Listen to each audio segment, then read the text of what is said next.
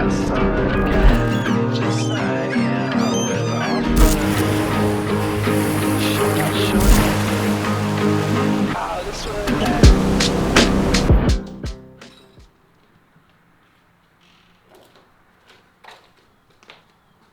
name is Paul Ritto. I build surfboards right here in Vero Beach, Florida in my backyard shop.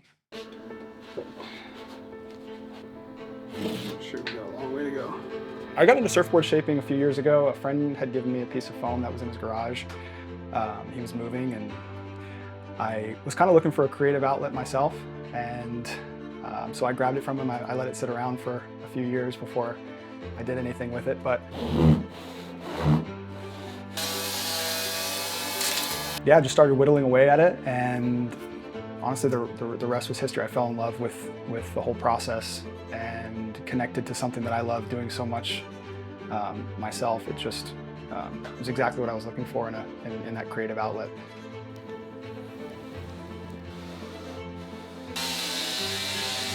When I was kind of looking for a creative outlet, it was because I was watching all these videos about people like woodworking, you know? And I was like, oh man, that'd be so cool to have a little woodworking shop to build furniture or whatever.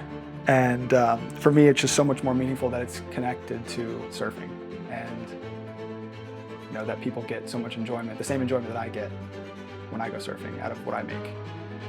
And so it's important for my brand that I build awareness not only in the water but outside of the water. Obviously, my logos are on my boards, but walking around town, what are people seeing outside of the water? And what's great is I get to collaborate with a lot of really talented people here locally. Got a friend, Trevor, who's a graphic designer. He's pretty much designed everything from my logos that go on the boards to all the artwork that's on everything I've printed, from shirts to hats.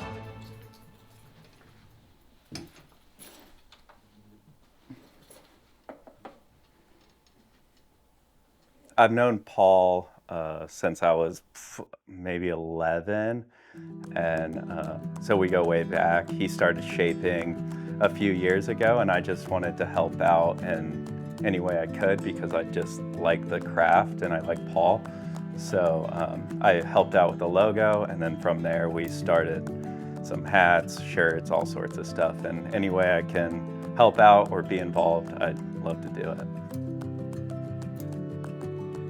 I think a lot of my life is inspired by surfing. I grew up around the surf culture. My grandpa was heavily involved in the surf industry. My dad's a great surfer. My brother's a great surfer. I'm not a great surfer, but I enjoy the culture of it. I think in all the artwork I do, there is an element of surf in it.